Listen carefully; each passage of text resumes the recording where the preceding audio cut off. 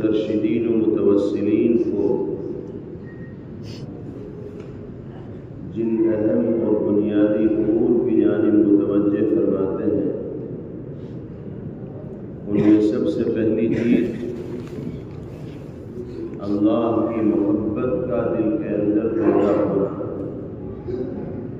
اور دوسری چیز جناب محمد الرسول اللہ صلی اللہ تعالی علیہ وسلم کی اتباع اور پیروی کا جذبہ دل کے اندر پیدا ہونا، اور تیسری چیز نفس کا تزکیہ، یعنی رذائل اخلاق سے اپنے آپ کو بچانا اور اوصاف حمیدہ سے اپنے آپ کو مالا مال کرنے کی فکر و کوشش کرنا۔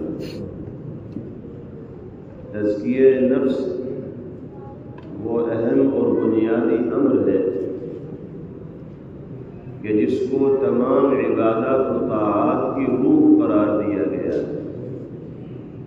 نماز ہو، روزہ ہو، زکوٰۃ ہو، حج ہو، صدقہ و خیرات ہو، ان تمام اہم عبادات کا مقصود بھی یہی ہے کہ انسان کا دل گناہوں سے پاک ہو جائے اور اللہ کی مرضی اور منشا کے مطابق زندگی گزارنے کا عادی ہو جائے۔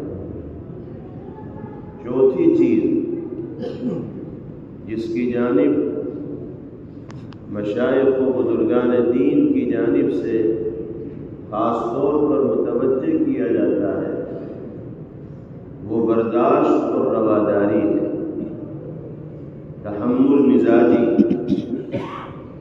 صوفیاء کرام کا یہ شیوہ رہا ہے کہ وہ اپنے اور پرائے، مسلم اور غیر مسلم، اچھے اور برے، موافق اور مخالف، سب کے ساتھ برداشت، رواداری اور حسن سلوک کا رویہ رکھتے ہیں، اور اپنے معتقدین کو بھی اسی چیز کا درس دیتے ہیں۔ چنانچہ حضرت حسن بصری رحمہ اللہ کے بارے میں منقول ہے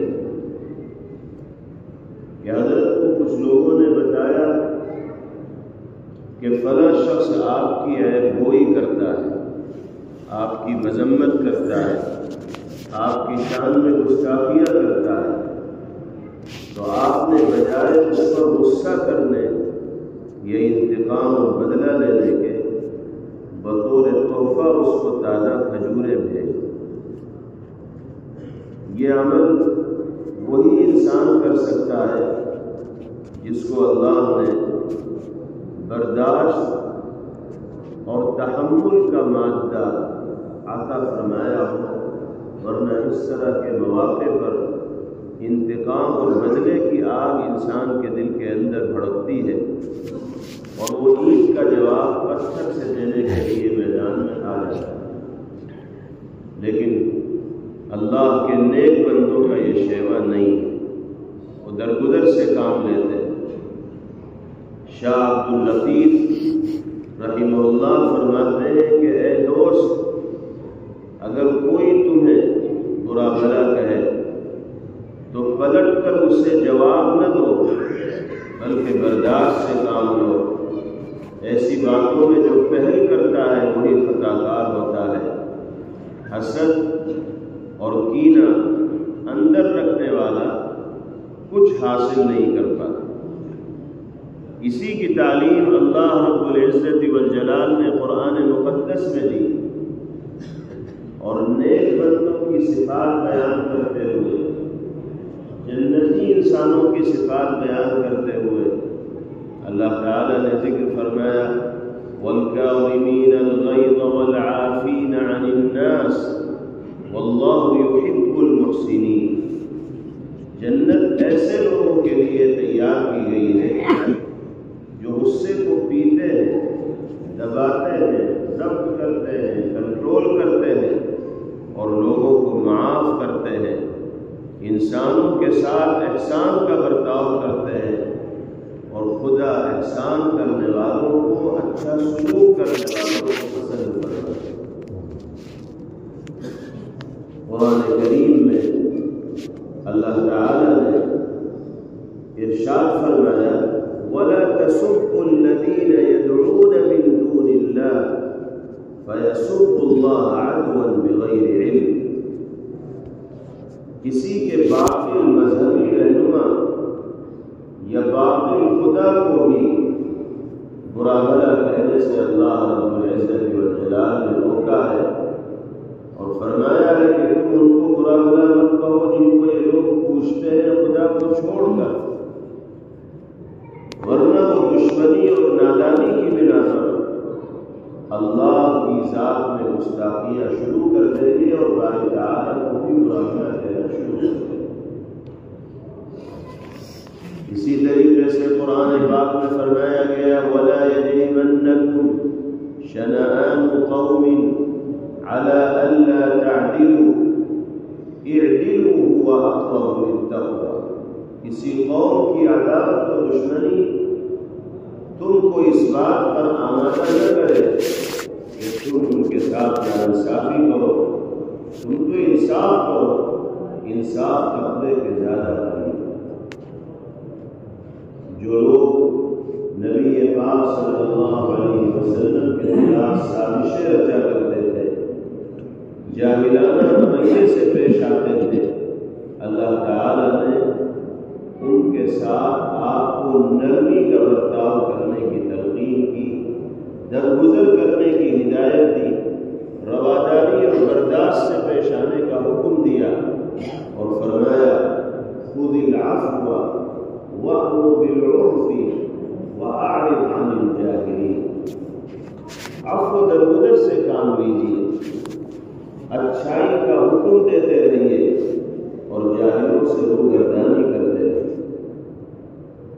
نبی کریم علیہ السلام نے برداشت اور رواداری کا حکم دیتے ہوئے ارشاد فرمایا لَا تَكُونُوا إِمَّعًا، انتقام اور بدلہ لینے والا ذہن مت رکھو کہ یوں کہو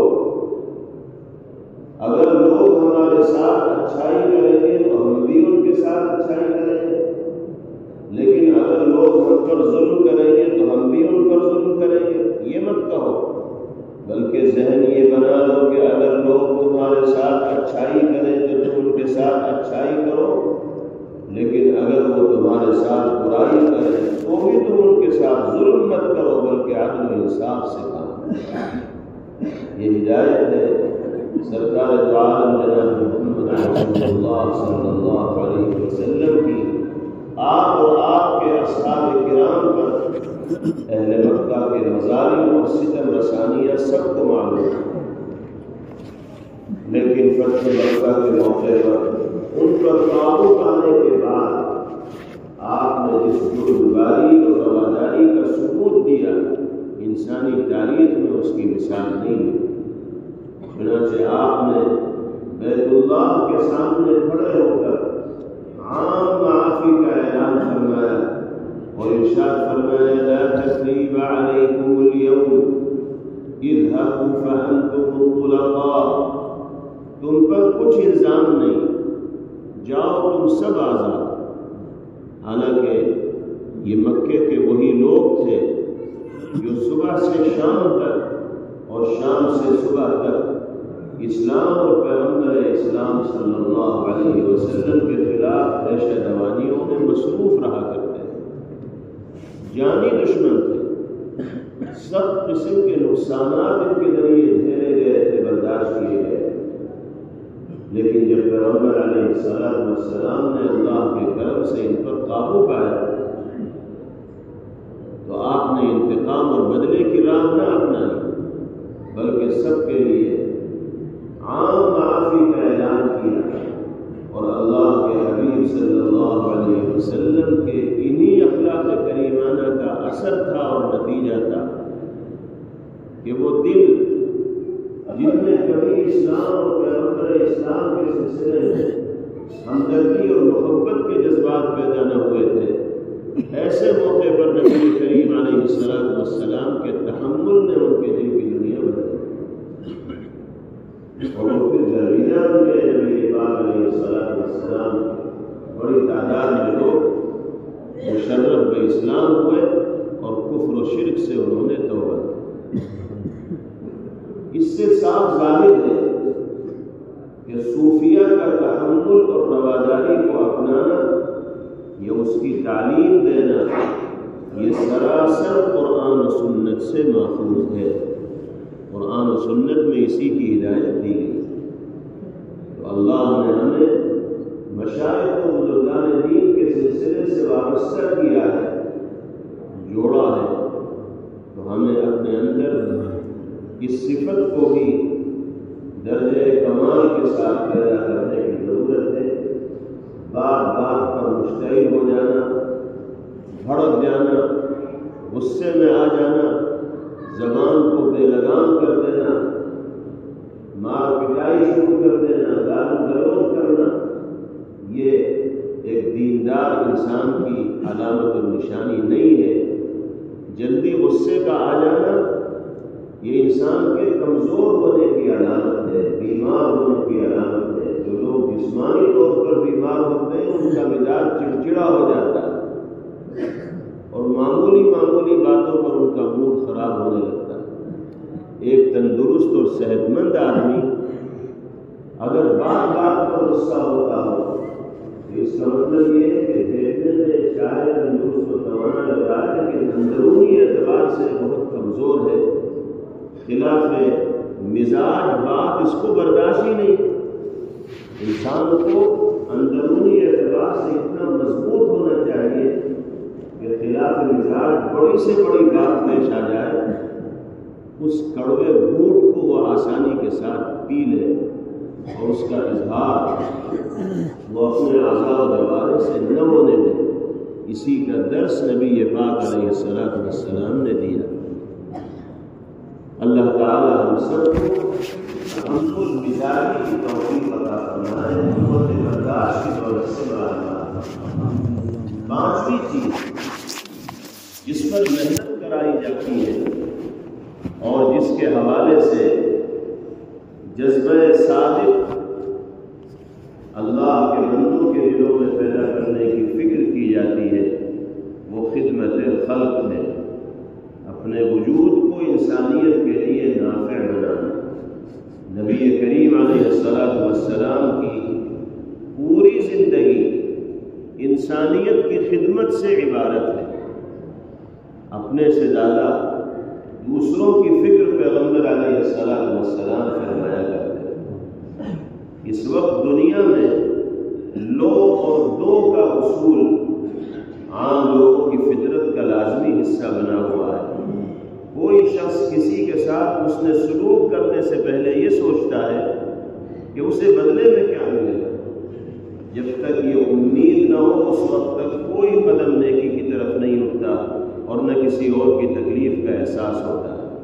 خود غرضی اور نفس پرستی کے اسی جذبے کے برعکس صوفیاء کرام عوام الناس میں یہ روح پیدا کرنا چاہتے ہیں کہ ذاتی مفاد سے بالا تر ہو کر انسانیت کو فائدہ پہنچایا جائے۔ صوفیہ کے یہاں خلق خدا کی خدمت سے بڑھ کر کوئی نیکی کا عمل نہیں۔ چنانچہ شیخ سعدی رحمہ اللہ فرماتے ہیں، دل بدست عرب کے حج اکبر سے لوگوں کو فائدہ پہنچا کر ان کا دل خوش کرو کہ یہ حج اکبر کے برابر ثواب رکھنے والا عمل ہے۔ فرمایا طریقت بجز خدمت خلق نیست، طریقت خدمت خلق کے علاوہ اور کسی چیز کا نام نہیں۔ تسبیح یا نماز اور گدڑی کا نام طریقت نہیں ہے کہ تسبیح ہاتھ میں لے لی، یا نماز بچھا کے بیٹھ گئے، گدڑی اوڑھ لی اور سمجھ لیا کہ ہم صوفی وقت بن گئے۔ خدمت خلق کا جذبہ جب تک انسان کے دل کے اندر پیدا نہیں ہوگا، شیخ فرماتے ہیں کہ وہ طریقت کے مراحل پار کرنے میں کامیاب نہیں ہوگا۔ سلطان المشائخ حضرت شاہ نظام الدین اولیاء رحمہ اللہ فرماتے ہیں، قیامت کے بازار میں کوئی اسباب اس قدر قیمتی نہ ہوگا جس قدر دلوں کو راحت پہنچا۔ اصل بات یہ ہے